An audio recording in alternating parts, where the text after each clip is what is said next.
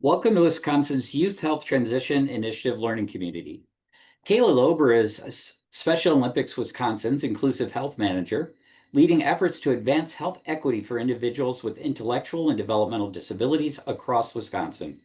She works closely with athletes and healthcare providers to promote inclusive practices. Passionate about community-driven change, Kayla is dedicated to creating healthier, more inclusive environments for all. Joining her is Albert Helmick. Albert is a Special Olympics Wisconsin athlete in Fort Atkinson. He's co-presented on inclusive health. He is also part of the healthcare transition echo planning team at the Waisman Center. Kayla and Albert will present on Special Olympics Wisconsin's inclusive health strategies, the Unified Champion Schools program, the Rosemary Collaboratory, and other efforts that impact youth of transition age. Kayla and Albert, I'm glad this day is here. We're excited to have you and welcome.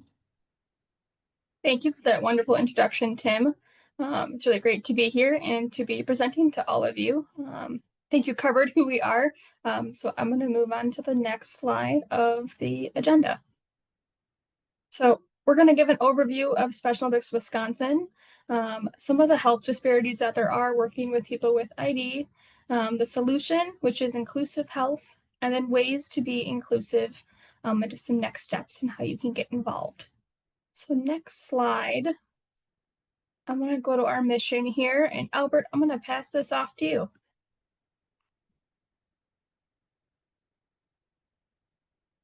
The mission of Special Olympics is to provide year-round sports training and athletic competition in a variety of Olympic-type sports for children and adults with intellectual disabilities. And Albert, why is Special Olympics so important to you? And so you can meet new people and pretty much stay healthy during sports and all that. Yeah. Meet new friends. Thank you for sharing. We're going to go to the next slide, and we're going to talk a little bit more about our mission. And Albert, again, I'm going to go ahead. This gives them continuing opportunities to develop physical fitness, demonstrate courage, experience joy, and participate in a sharing of gifts, skills, and friendship with their families, other Special Olympics athletes, and the community. Perfect. Albert, is there a word that stands out to you from our mission here? Demonstrate courage. Yeah. And why does this kind of stick out to you? To show bravery and all that while playing the sport. Yeah, definitely. For me, the word joy stands out anytime you're at any of our events. Everyone is just so excited and happy to be there, being there with others and competing and being involved in everything that we have to offer. Next slide. I'm just going to talk about a little bit about what an intellectual disability is.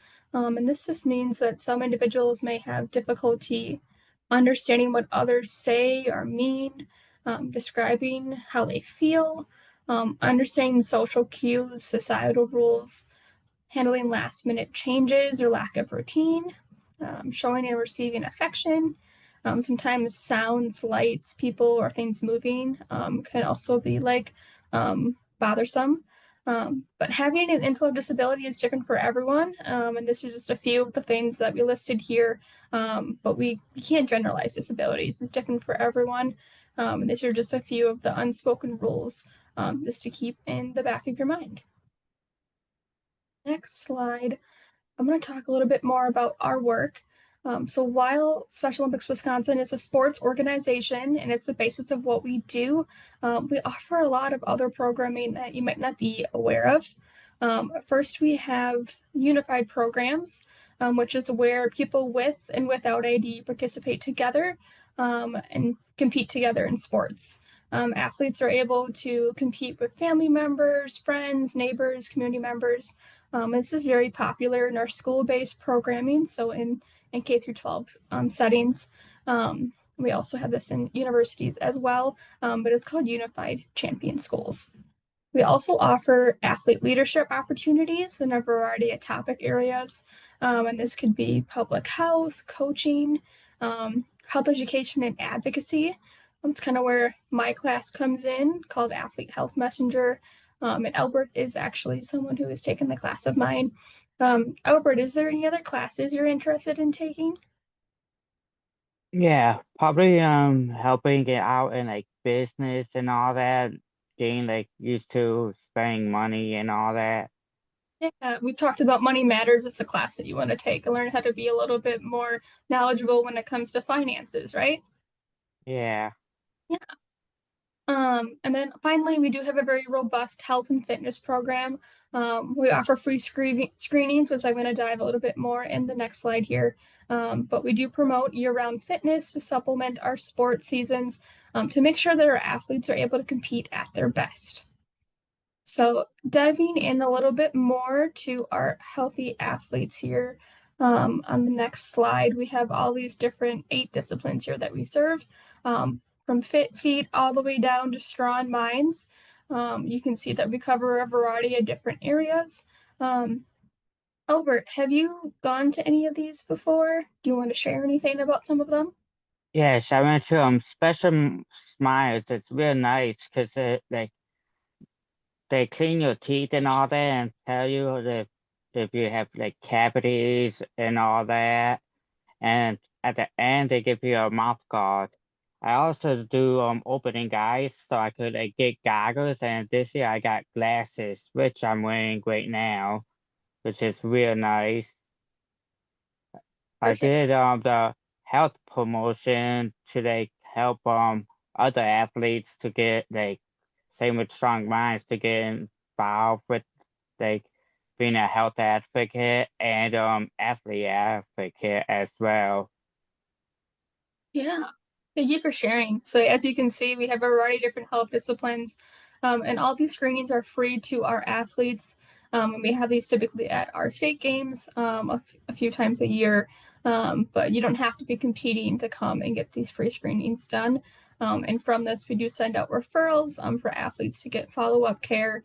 And just with these, we just want to make sure that our athletes are being healthy while they're competing, and that they're not showing up in pain, and that they're able to kind of have these health issues taken care of. So next slide, I'm going to talk about a little bit of data associated kind of with our athletes here. So Special Olympics has collected data on athletes, and there's some pretty astounding facts out there here. So on average of a U.S. team, these are some of the disparities that they might face. So you're looking at 4 need a new prescription for eyeglasses. 3 will fail a hearing test. 3 have untreated tooth decay. 1 needs an urgent referral to a dentist. The reality is that many of our athletes are showing up to train and compete while also being in pain. They're not being able to see or hear their teammates while also having these chronic health issues that are undiagnosed or untreated. It can also put them at risk for injury or medical emergencies. And when these aren't fixed, these can affect a person's entire life. It could be their chance to have a job, go to school, and just so much more. And if these aren't addressed, like it's just going to cause further problems for them. The next slide, I have another disparity that I want to kind of talk about. So there's a box here with quite a few different stats here, but I'm going to focus on the one in the middle. So that life expectancy of a person with ID is reduced by 16 to 20 years. This is not because a person has an intellectual disability, but because of the barriers that there are to get that quality healthcare that they deserve. So that's really out this like unfortunate that that's the number that it is. And hopefully our work here at Special Olympics is going to change that. So next slide, I'm going to go a little bit more into these barriers here. So we break these up into 3 different buckets. We have attitudes and beliefs, systems, and knowledge. And I'm just going to dive a little bit deeper into each one of these here. So there's many factors that contribute to health disparities among individuals with ID, and these are just a few of the ones that there are. So starting with attitudes and beliefs, people with ID often live in communities where cultural beliefs, stigma,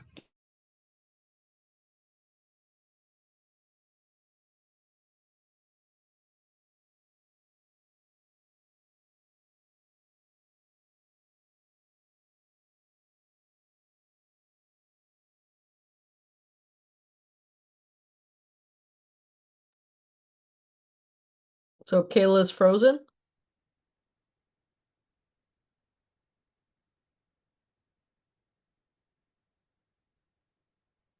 We need a superhero to swoop in and unfreeze her.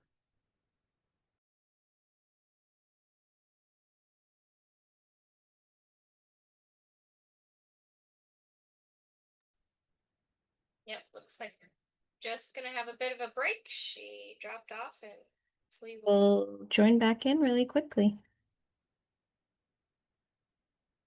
But Brittany, you're at bat if that doesn't.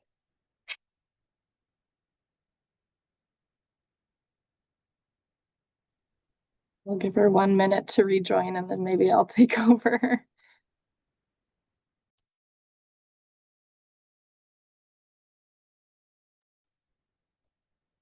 You know, luckily this is, well, not luckily, but I mean, this happens.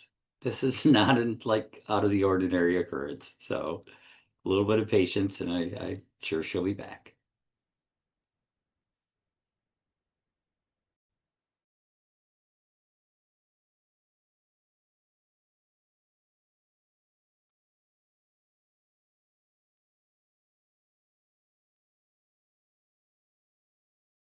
I got an email yesterday saying that the electricity went out at AUCD yesterday.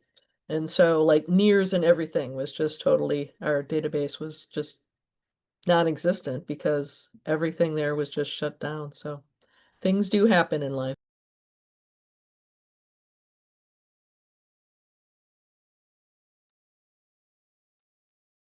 And I'm starting to lose confidence that she's going to be able to reconnect.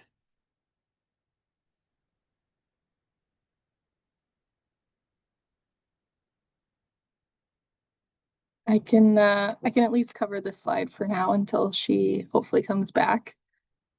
So Kayla was leaving off talking about the barriers to good health for this population. So we divided them into the buckets, as you can see here. So attitudes and beliefs. People with ID. Oh, there I am. Okay, great. I'll look at the right screen this time. People with ID often live in communities where cultural beliefs, stigma, and discrimination make it extremely challenging for them to access services. When they have access to health services, they have more opportunities for education, employment, sports, and other pathways to reach full participation in society.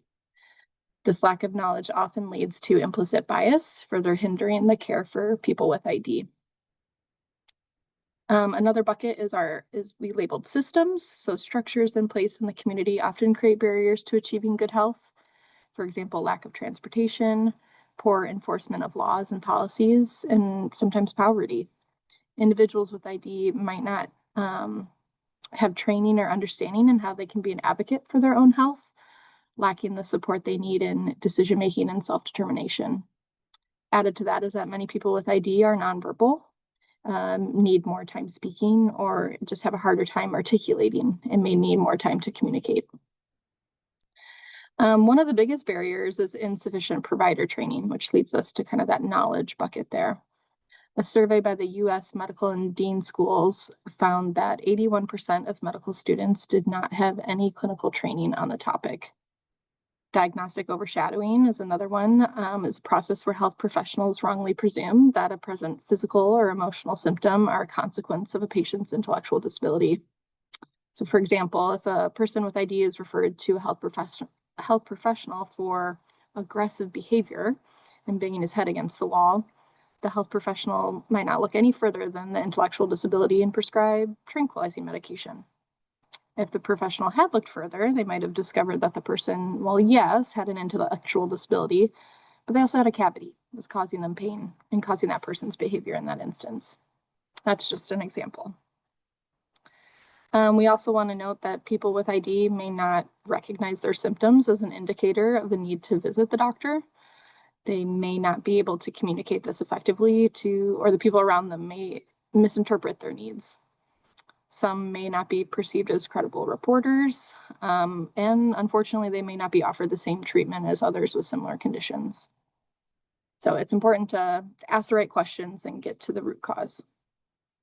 I think next slide. So hopefully I didn't bring down the room too much. Even though all these barriers do exist, we do have a solution in what we call inclusive health. So inclusive health means people with ID, and really everybody, are able to take full advantage of the same health programs and services available to people who do not have ID. The goal is to improve access to quality healthcare for people with ID. When they have access to health services, they have more opportunities, like we said, for education, employment, sports, and other pathways to reach full participation in society. You can go to next slide.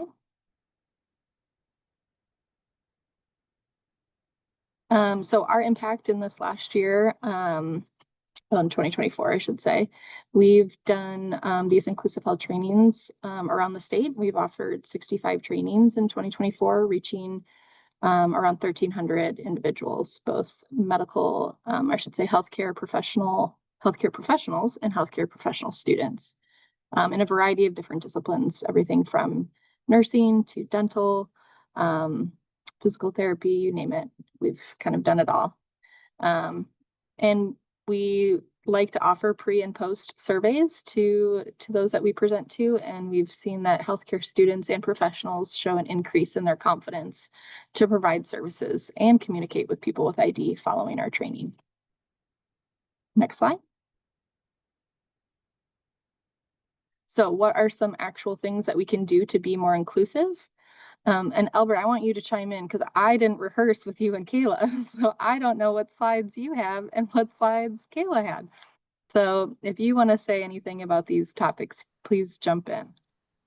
Yeah, it's inclusion matters is for like welcoming spaces, building trust, and communication. Like build trust with the person you're like looking over for like a doctor's office, to like build trust with the patient, and probably share like hobbies and all that. Like I like people when they talk about dogs or like turtles and all.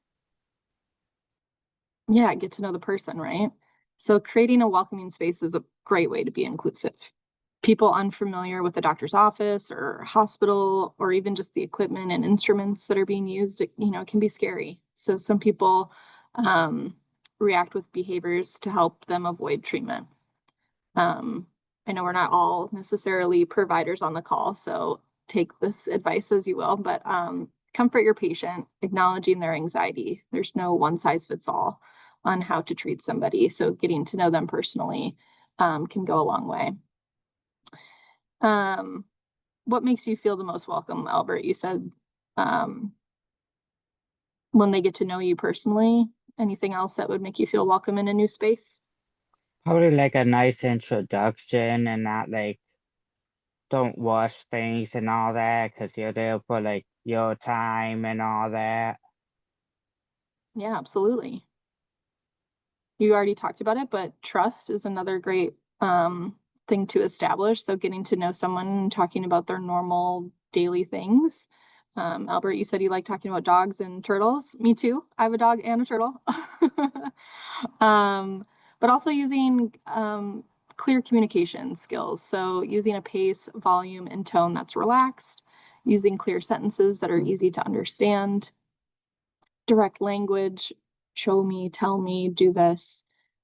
Treating adults like adults. I think oftentimes, especially in this population, we tend to use baby talk or treat individuals as if they're younger. But in reality, at least in Special Olympics, the average age of our athletes is in their mid-30s. So treating adults like adults is very important, just shows that sign of respect. Using people first language when it's applicable. So putting the person first and their disability or their ability second. Talking about the person that has this condition as opposed to having the condition define them. Albert, how do you like to be communicated with? With like a nice like tone voice and all that, and not like no shouting. Pretty much Yeah. like upfront too and all. Yeah. And I would say a lot of the things on the slide in particular really apply to everybody that you meet and talk to. I don't know about you, but I like a welcoming space. I like to feel trust with my provider. I like clear and open communication. So really all of these things we say in terms of working with the population of folks with ID, but it's really applicable to anybody. Next slide. So one of our newer initiatives that we're working on at Special Olympics is called the Rosemary Collaboratory. As you can see, it's a global initiative. We are one of the 11 different sites across the globe that it's working on this. Each site has its own priorities. Ours are listed here. So we are working on not only offering these trainings to healthcare providers and students, but we're working on trying to make it either a required part of the curriculum and or a continuing ed for those that are already in the workforce. We're also working to increase access to healthcare, particularly around Medicaid, which I know is a very hot topic these days. So it's kind of a long road ahead of us, but we got to start somewhere. And improving the system navigation. As you are probably all aware, it's a complicated system that this population in particular needs help navigating through. Go to the next slide. So next steps in terms of inclusive health, and you might be thinking, wow, this all sounds great. What can I do? How can I get involved? There's a few things here. So do you know of someone who would benefit from a presentation like this? We get into more of the details of some of the things we talked about today. If you want to get to know our athletes, volunteer at one of our events, gain that experience and that knowledge of working with this population. Kayla mentioned it earlier, but it's just such a joy to be around. It really fills your cup. So we'd love to have you join us. And being part of inclusive health in general. We have online modules with continuing education. The Rosemary Collaboratory, we're always looking for people to get involved in that way as well. And just be an advocate for us, for this population, and for all the things that we're doing. Next slide. Albert, I think this one might be you. This is the athlete of use from Special Olympics, Wisconsin. Let me win, but if I cannot win, let me be brave in the attempt. Awesome. And that's something that we say, oh, there's Kayla. And that's something that we say at all of our sporting events before we get started. We have an athlete do a call and response with our athlete oath, just to remind us of why we're there and kind of ground us before we get started with the day. Go to the next slide. I think that might be it.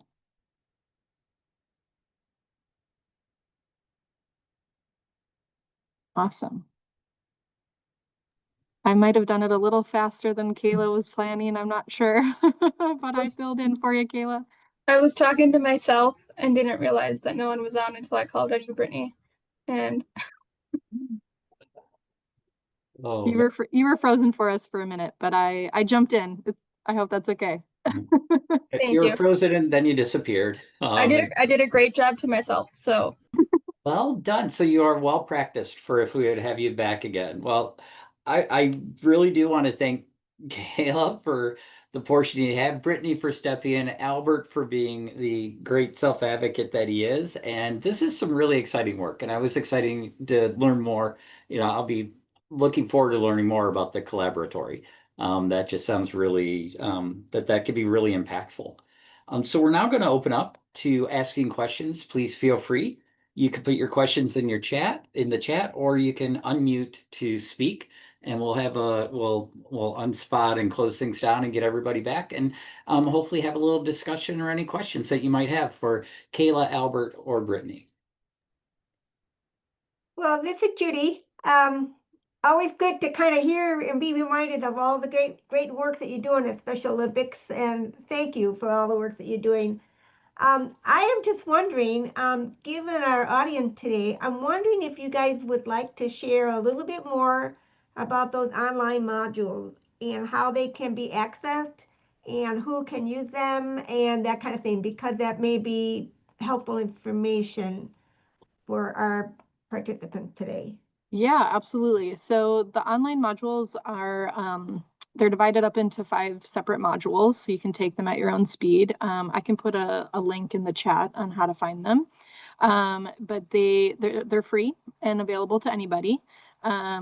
They kind of walk through some of the concepts that we talked about today, but obviously in more detail. So it's kind of the online go at your own pace version of what we'd offer in an in-person inclusive health training. So let me dig up that link for you and I'll put it in the chat while others might have more questions. And Judy, feel free, you're very familiar with those modules as well. So if you have any tidbits you want to add, please feel free. Well, what I can add is that in the faculty world, at least for the nursing faculty world, I'm not a nursing faculty at the moment. I'm actually retired, but I'm staying in touch with a group of colleagues who are working on advancing disability in nursing education. And I do know of at least one school that I can actually say the name of, the University of Maryland, as well as I think the Golisano Institute for Developmental Disability Nursing in Rochester, New York. They are promoting these online modules for faculty to consider in terms of integrating within their nursing program. And it's coming, they're doing it all different ways. Some of them are doing it sort of like an on-demand type of thing. Well, it's part of the curriculum, but the students have like a core period of time when they need to complete the modules and then work through that. Others of them are just putting it out there as like an elective kind of resource. So it's been interesting, but the bottom line is I'm seeing more and more nursing programs becoming aware of these modules as well, as well as other resources that are being developed to further nursing student education. But I think the gappy area is still with practitioners that are already out there in the field and how to really outreach to them. And sometimes I think, there's when you're talking about other areas that you can try to pursue, I know that maybe the UW people can be more enlightened on this, but I know that they have grand rounds in the UW world.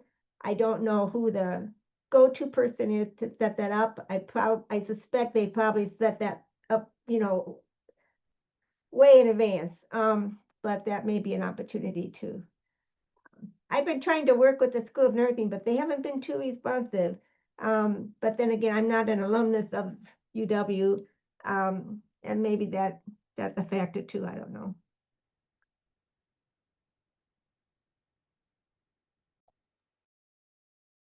Yeah, thanks for that, Judy. I feel like that's really one of the big target tasks of the Rosemary Collaboratory is to figure out how to get that more integrated into not only the schools, but into that continuing ed for the professionals that are already in the workforce. Because yeah, it's hard to get them to do some things if it's not if there's not the continuing ed value to it, right? So we're working kind of in many different directions, both from the Special Olympics international level to get things certified, but also within our state, there's different tactics and strategies, but we're open and willing to look at all of them. So. Well, the positive thing is little steps, when I think back to when I first started in nursing, it was, well, virtually nothing. And so we have made strides, but it's been a real slow go. And, policy and regulations affect it up and down all through the years too, so. I don't know the other people that are on today, Araceli, or Sam, or Brigitte. I don't know if you're in the community, if you have any ideas and thoughts about how, like, practitioners in the community could be reached.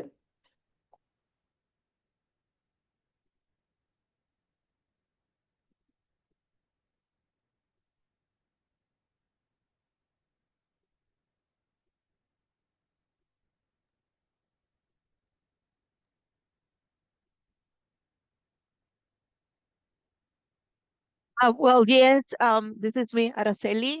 I work with the community, mostly with the Spanish speaking community.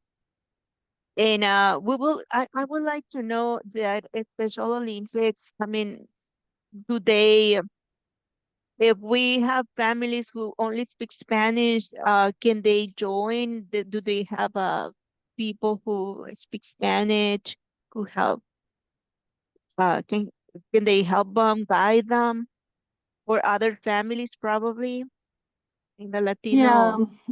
that has been a challenge of ours. We do have a lot of our like forms and paperwork and things like that are translated into Spanish.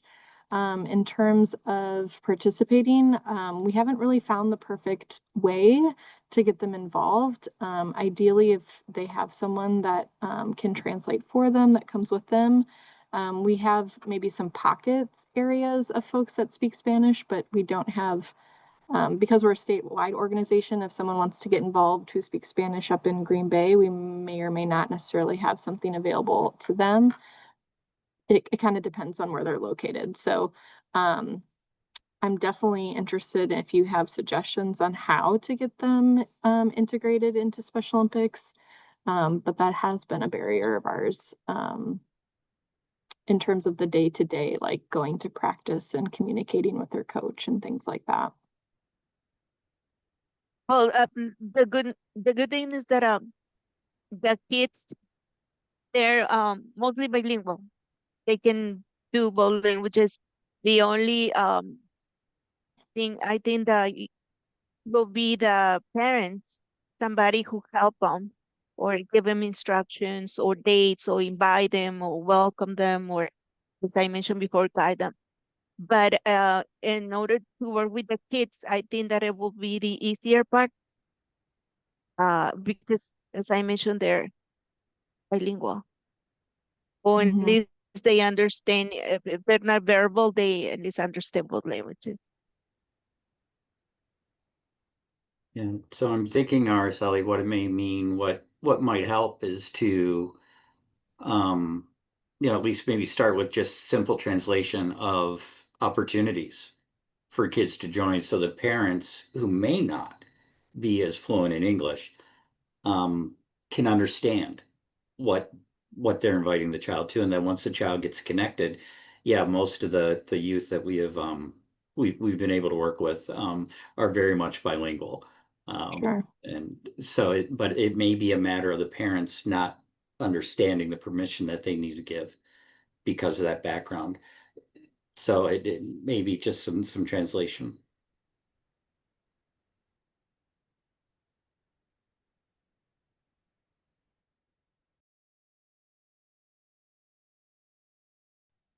I'm trying to think, are the modules in English and Spanish? I can't remember.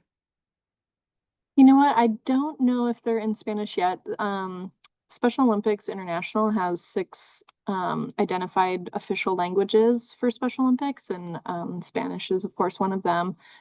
So if it isn't currently, I would imagine it will be in the near future. That's a good question. I don't know if it currently is. Okay.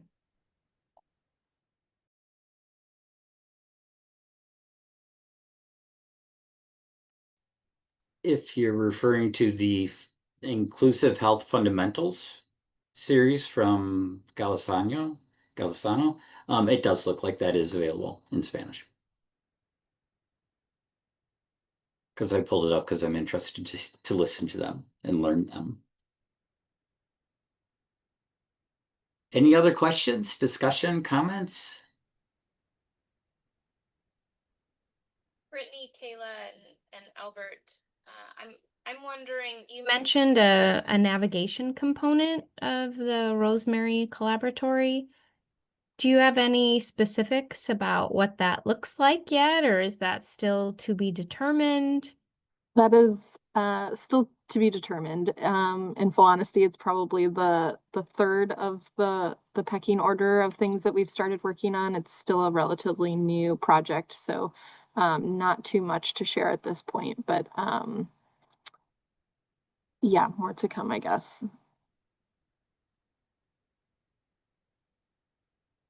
And I We're very early on in that. I'll just give a little background too that I probably could have done during the presentation, but this past, I would say, year and a half or so is how long we've been working on it. And really a year of that was really data collection and figuring out like where are we as a state in terms of working with this population and what are the gaps. And so those 3 bullet points were really the things that we found that rose to the top in terms of unfortunately, there's lots of gaps, but then we asked folks, what are our priorities? And so those 3 things rose to the top. And so I would just say the past couple months, we've really started to put in some work towards them. So we're very, very early on in getting some of those things done, but it's a marathon, not a sprint for a lot of those things, especially things around like Medicaid, as you can imagine. So hopefully lots more to come in the coming months and years. The assessments or the data collection, what were the sources of that?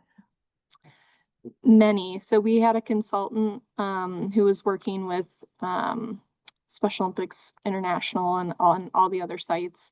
They had a rubric that they were filling out, and the rubric pulled data from lots of different places. Oh, okay. Both numerical data from like DHS, for example, but also national data was involved as well, but even like anecdotal and data from constituents, whether that's athletes or families or healthcare professionals. There was a lot of listening sessions and things like that. So both qualitative and quantitative data was collected in a variety of different sources. Okay. So some of it was a data dig and some of it was actual like survey or like you said, focus groups or something like that. Yep. Okay. Mm-hmm. So it was kind of like what we know, and then kind of like the state of the science at the moment kind of thing. Right. And a lot of it too was, the rubric might have had a section. Of course, nothing is coming to mind of a specific example, but sometimes the data was there isn't data on this, and that is telling, right? Yeah. So, and in fact, oftentimes that was the case. And so that was telling enough to know where those gaps are in serving this population too. Okay. Well, another one, little baby steps again. Yes, yes.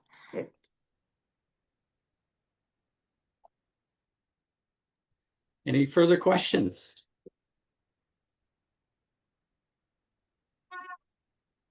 All right, well, thank you again for joining us today and sharing today. To help us improve our learning community, we're going to put some poll questions onto your screen, I believe. Yes, it worked. So please answer the poll questions really quickly here. And while you're doing that, I will remind you that our next learning community will be Thursday, November 20th at noon. We're going to be talking about healthcare transition for pediatric patients with diabetes, getting ready for school. Our presenter will be Tracy Becks and some members of her team. Tracy is the director of the Pediatric Diabetes Center at American Family Children's Hospital and a UW Health Kids pediatric endocrinologist. You can learn more and register at our website, healthtransitionwi.org. You'll also find information about our upcoming Transition Talks Tuesdays, Transition Table Talks for parents, our upcoming workshops, and the opportunity to join the Transition Transmission, which is a listserv that sends out transition-related resources, usually every couple of weeks. We do that in addition to our quarterly newsletter, which you can also sign up for, which